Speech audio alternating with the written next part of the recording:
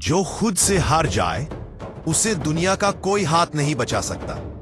केरल का शांत आश्रम, शाम की धूप नारियल के पेड़ों से छनकर आती है। उसी शांत वातावरण में दो युवक स्वामी विवेकानंद के सामने खड़े थे। चेहरे पर चिंता, आंखों में डर, मन में भारीपन। एक युवक टूटी आवाज में बोला, एक स्वामी जी मानेगी अपनी जान बेचे। हम जीवन की चुनौतियों के बीच खुद को बहुत अकेला पाते हैं। हमें समझ नहीं आता कि भविष्य का क्या होगा। हमें कोई राह दिखाने वाला नहीं है। दूसरा युवक भी सिर झुकाकर सहमति में बोला, हम डरते हैं स्वामी जी। लगता है कोई हमारे साथ नहीं, हमारा कोई पथ प्रदर्शक नहीं। स्वामी जी चुप रहे। उन्होंने न कोई तसल्ली दी, न कोई भावुक भाषण। उन्होंने बस दो दीपक जलाए, शांत, स्थिर, तेजस्वी प्रकाश।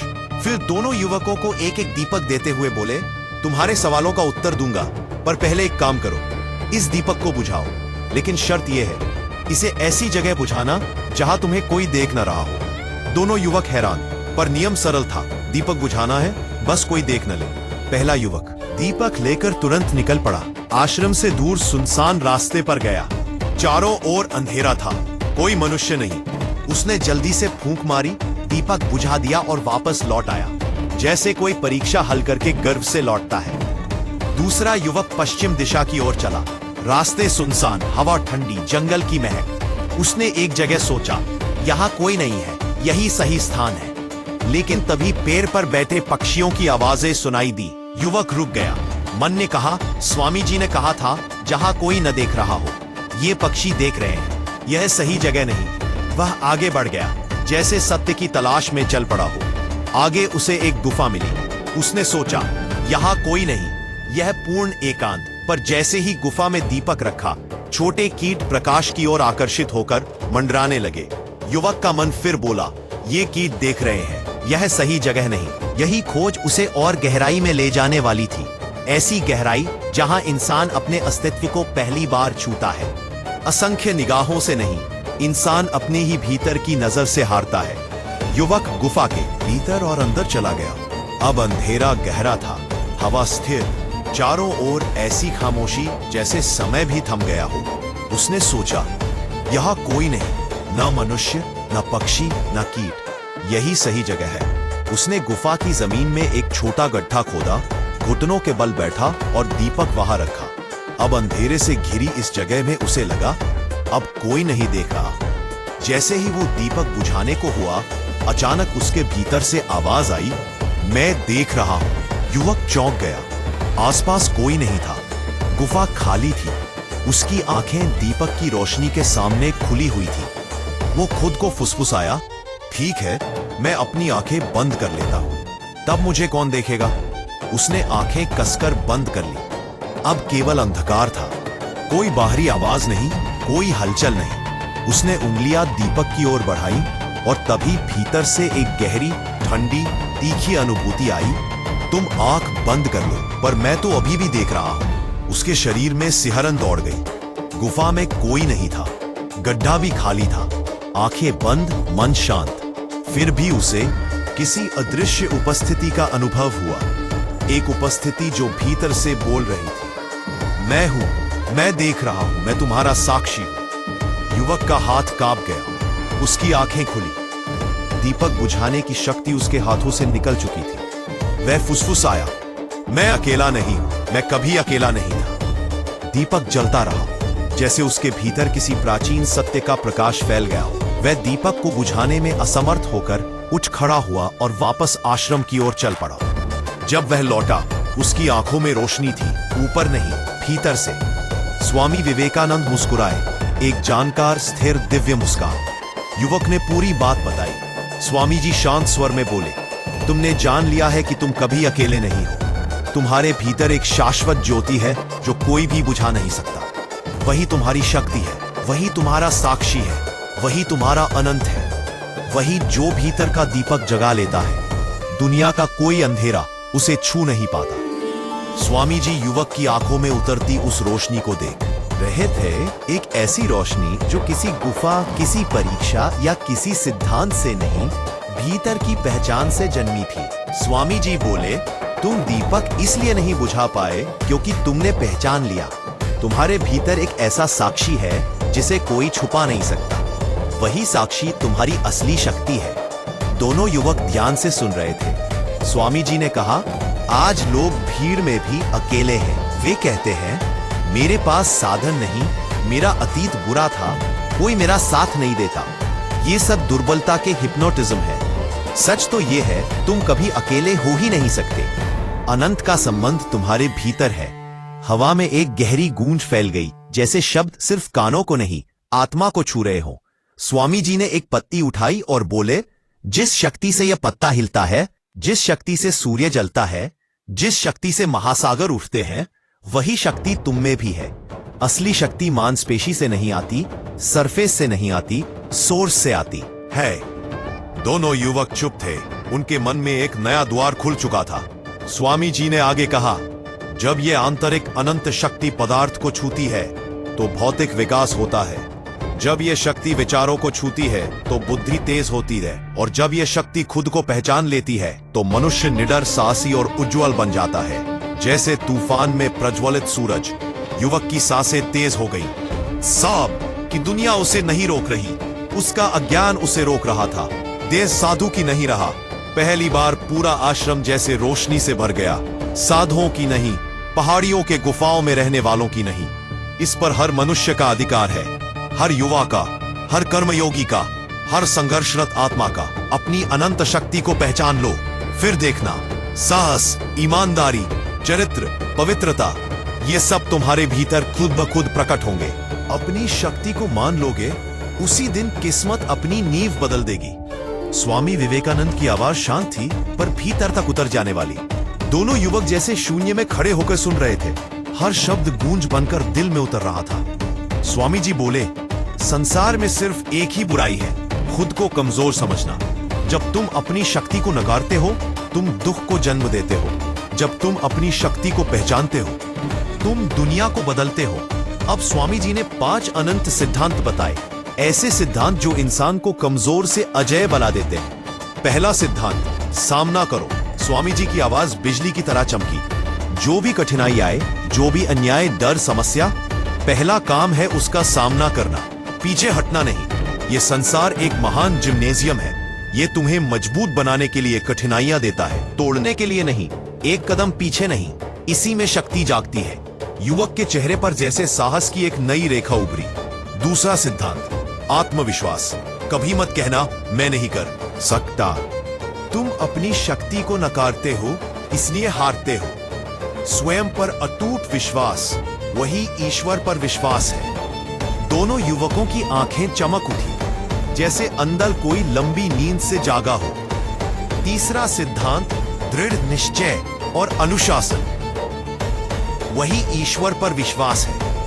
दोनों युवकों की आंखें चमक उठी, जैसे अंदर कोई लंबी नींद से जागा हो। और पी एक अनुशासित मन सबसे बड़ी आध्यात्मिक शक्ति है। हवा स्थिर हो गई, आश्रम के वृक्ष भी जैसे सुन रहे थे। चौथा सिद्धांत, कर्म योग। जो कुछ भी तुम्हारी जिंदगी में है, वह तुम्हारे कर्मों का फल है। किस्मत को दोष मत दो, कर्म करो, लगातार करो, जब तक लक्ष्य पूर्ण न हो जाए। Work work work till the goal is achieved. पांचवा सिद्धांत, आत्म परीक्षण और ध्यान। हर दिन ध्यान करो, हर दिन अपने कर्मों का मूल्यांकन करो। खुद से पूछो, क्या आज मैं डर के कारण जिया या शक्ति के कारण? क्या मैं अंधकार की शिकायत करता रहा या दीपक बनकर चमका? ध्यान से मन शांत होता है, और शांत मन में अनंत प्रकट होता है। दोनों युवक खड़े थे, लेकिन अब पहले वाले नहीं रहे। जैसे उनकी रीढ़ सीधी हो गई हो, जैसे भीतर कोई दरवाजा खुल गया हो। स्वामी जी बोले, अगर तुम इन 5 सिद्धांतों पर चलोगे तो कोई भय, कोई पिछला दर्द, कोई परिस्थिति तुम्हें रोक नहीं पाएगी। तुम वही शक्ति बन जाओगे जिससे यह संसार चलता है। जिसने खुद को पहचान लिया, उसे दुनिया पहचानने में देर नहीं लगती। स्वामी विवेकानंद के सामने बैठे दोनों युवक अब वही नहीं थे जो कुछ समय पहले आश्रम में आए थे। उनके भीतर जागरण था, एक मौन, स्थिर, प्रकाशमान जागरण। स्वामी जी ने दीपक की ओर इशारा किया और बोले, अब मैं तुम्हें वह मंत्र देता हूं जो मन को साफ करता है, अवचेतन को शुद्ध करता है और शक्ति की नदी को भीतर बहा देता है। दोनों युवक ध्यान से झुक गए। स्वामी जी ने धीमे स्वर में कहा, हर रात, हर सुबह, हर अकेलेपन में हर संघर्ष में ये एक बात अपने भीतर दोहराना, मैं शक्ति हूं, मैं अकेला नहीं हूं, अनंत मेरे साथ है, मैं जो भी करूंगा शक्ति के साथ करूंगा। जब यह मंत्र तुम्हारे अवचेतन में उतर जाएगा तो जो दोष तुम खुद में देखते हो, जो कमी तुम महसूस करते हो, जो डर तुम्हें अंदर से काटता है, सब पिघलने लगेगा। उन्होंने आगे कहा, कभी अपने आप को मत कहो कि मैं कमजोर हूं। यह वाक्य मन को जहर देता है। मन वही बन जाता है जो तुम उसे बार बार बताते हो। अगर तुम मन को कहो मैं असफल हूं, तो मन उसी दिशा में तैरता है। अगर तुम कहो मैं शक्तिहीन हूं, तो पूरी आंतरिक ऊर्जा पतन की ओर जाने लगती है। और अगर तुम प्रतिदिन कहो मैं शक्ति हूं, मैं सक्षम हूं, मैं अनंत का अंश हूं, तो ब्रह्मांड तुम्हारी भाषा में चलने लगता है। युवक की आंखों से आंसू बह निकले, डर के नहीं, पहचान के। उसने कहा, स्वामी जी अब मुझे समझ आ गया, मैं भय से नहीं हारता था, मैं अपने ही बारे में गलत धारणा से हारता था। स्वामी जी मुस्कुराए, यही तो अज्ञान है। और जिस दिन तुम अज्ञान को पहचान लेते हो, उसी दिन शक्ति जाग जाती है। याद रखो, यह संसार किसी का समय नहीं चुराता। लोग अपने समय को खुद बर्बाद करते हैं। अनुशासन, ध्यान, कर्म और सिद्धांत, इनसे जीवन बदलता है, किस्मत नहीं। वातावरण में शांति थी, पर वो शांति डर की नहीं, ताकत की थी। स्वामी जी ने अंतिम बार कहा, अब जाओ, दीपक मत बुझाना, उसे लेकर दुनिया में निकलो। जो खुद को रोशन कर लेता है, दुनिया उसके रास्ते खुद रोशन करती है। अगर तुम भी अपनी आंतरिक शक्ति जगाना चाहते हो, तो इस वीडियो को लाइक करो और गो बियॉन्ड स्टोरीज से जुड़ जाओ। क्योंकि याद रखो, तुम्हारे समय से ज्यादा कीमती कुछ नहीं। और मैं काम के किस्से लाता रहूंगा। हम जीतेंगे। दुनिया की सबसे खतरनाक कैद वह है जहां ताले बाहर नहीं, अंदर लगे हों। स्वामी विवेकानंद के शब्द आश्रम की दीवारों में गूंज रहे थे। दोनों युवकों के चेहरे शांत थे, पर भीतर एक क्रांति उभर रही थी। स्वामी जी बोले, अब तुम्हें सबसे बड़ा शत्रु बताता हूं। वह शत्रु जो तुम्हारी प्रगति रोकता है, तुम्हारी हिम्मत खा जाता है और तुम्हें भीतर से खोखला कर देता है। दोनों युवक आगे झुक गए, मानो जीवन का सबसे महत्वपूर्ण सत्य सुनने वाले हों। स्वामी जी ने कहा, वह शत्रु है दुर्बलता का हिप्नोटिज्म। युवक चौंक पड़े, ये क्या है स्वामी जी? स्वामी जी ने समझाया, यह वह मानसिक नशा है जहां व्यक्ति खुद को छोटा मान लेता है। वह विश्वास कर लेता है कि मेरे पास क्षमता नहीं है, मेरी किस्मत खराब है, मैं अकेला हूं, मैं क्या करूं? यह सोच केवल विचार नहीं, यह एक जहर है जो धीरे धीरे आत्मा को खोखला कर देता है। हवा भारी हो गई। स्वामी जी आगे बोले, दुर्बलता मन की बीमारी है, और जब मन बीमार हो तो सबसे पहले खत्म होता है आत्मविश्वास, फिर खत्म होती है दृढ़ता, और अंत में खत्म होता है लक्ष्य। दोनों युवक मौन थे। स्वामी जी ने हाथ उठाकर कहा, याद रखो, कोई परिस्थिति तुम्हें कमजोर नहीं बना सकती। कमजोरी तब आती है जब तुम खुद को अपने वास्तविक स्वरूप से छोटा समझ लेते हो। उन्होंने दृढ़ स्वर में कहा, तुम अनंत हो, तुम्हारे भीतर वही शक्ति है जो ब्रह्मांड को चलाती है। जो उसे नकारता है वही दुखी होता है। युवक की आंखों में लौ सी चमक उठी, जैसे अभी अभी किसी ने उसके भीतर की नींद तोड़ी हो। स्वामी जी ने कहा, अब तुम्हें यह समझना है कि मजबूती कैसी लगती है, कैसे महसूस होती है, कैसे जी जाती है। स्वामी जी की आवाज तेज हुई, मजबूती का पहला लक्षण है अपने विचारों पर नियंत्रण। विचार ही नियति बनते हैं। अगर विचार कमजोर होंगे, भविष्य भी कमजोर होगा। अगर विचार शक्तिशाली होंगे, तो दुनिया की कोई शक्ति तुम्हें दबा नहीं सकती। दोनों युवक अपने भीतर गहराई से सुन रहे थे, क्योंकि अब बात सिर्फ सिद्धांत की नहीं, उनकी वास्तविक जिंदगी की थी।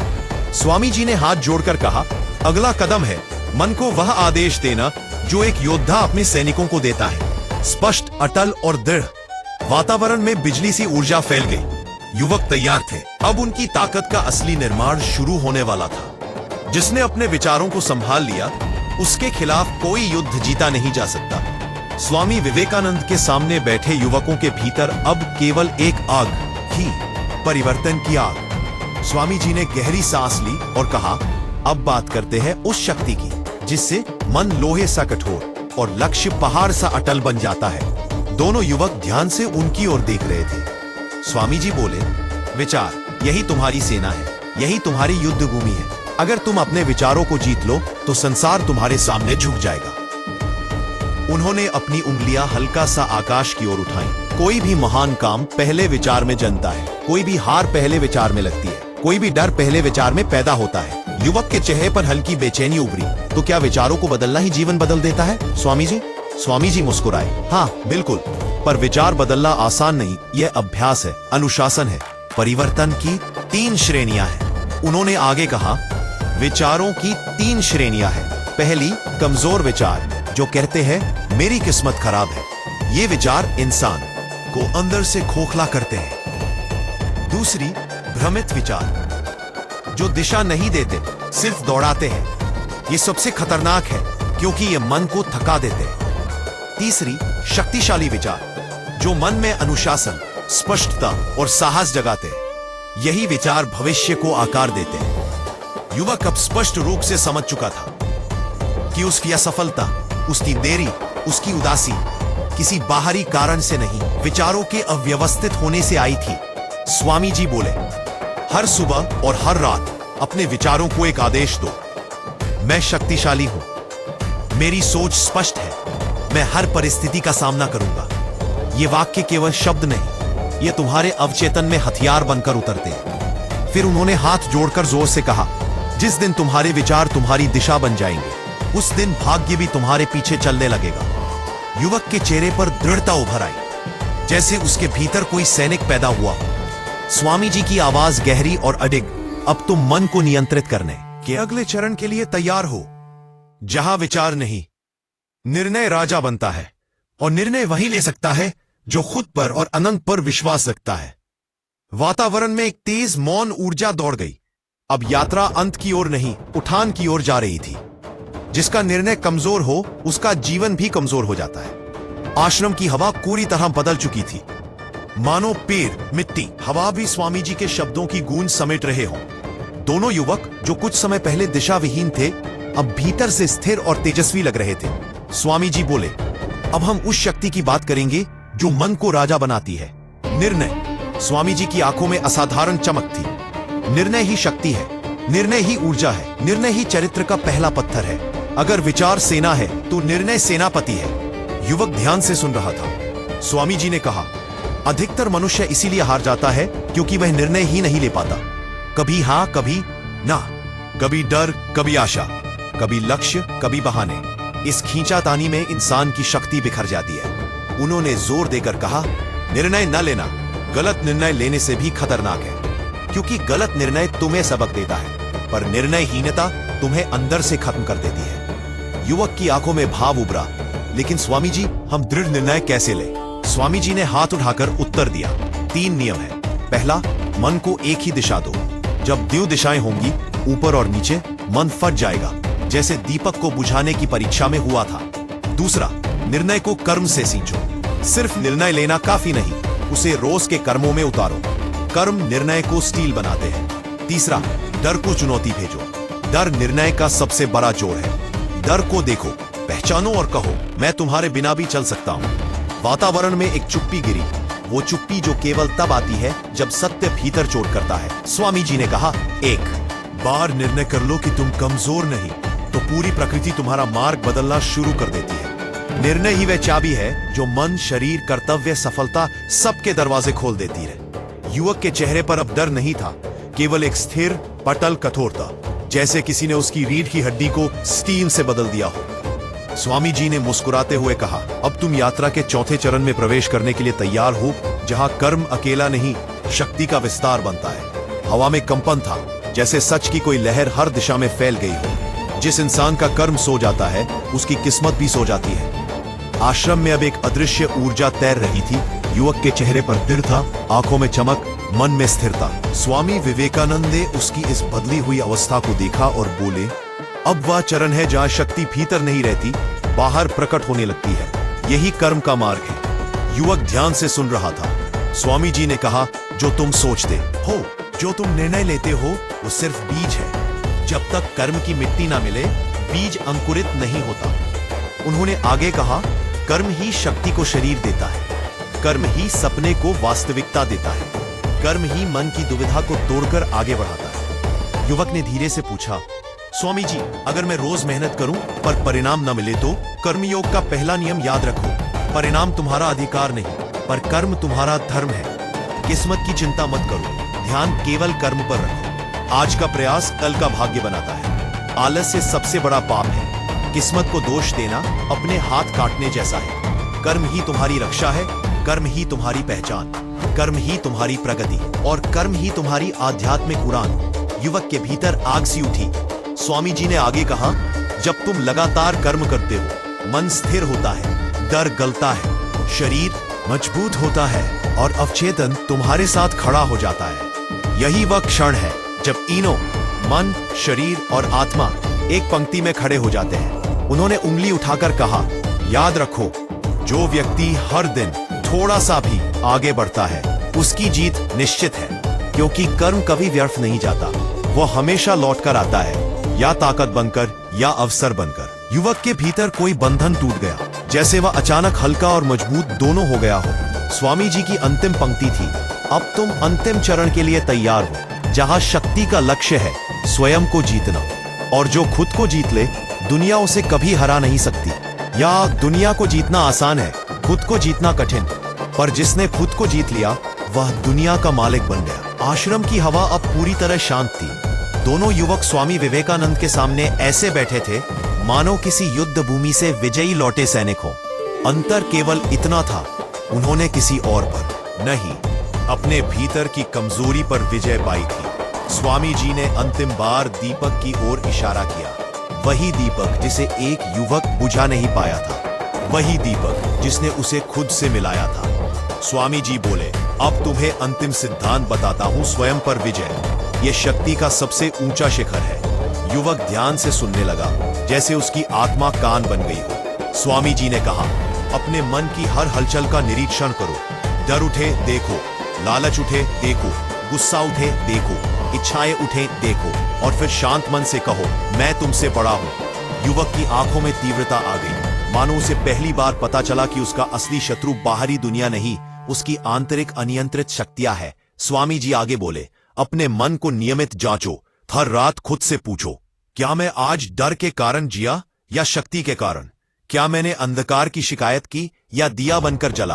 क्या मैंने आलस्य चुना या कर्म का मार्ग? यह आत्म परीक्षण ही आत्म विजय का द्वार है। युवक की मुट्ठियां भीज गई। वह जान चुका था कि उसके जीवन का असली मैदान भीतर है। स्वामी जी ने दृढ़ स्वर में कहा, जब तुम स्वयं को नियंत्रित कर लेते हो, तब कोई अन्य तुम्हें नियंत्रित नहीं कर सकता। जब तुम अपने विचारों के स्वामी बन जाते हो, तब संसार तुम्हारे निर्णयों का सम्मान करता है। जब तुम अपनी शक्ति को पहचान लेते हो, तब किसी किस्मत की जरूरत नहीं रहती। दीपक की लौ तेजी से चमकी, जैसे उसके भीतर भी यह सत्य जाग उठा हो। स्वामी जी उठे और बोले, अब जाओ, दुनिया में दीपक लेकर नहीं, दीपक बनकर जियो।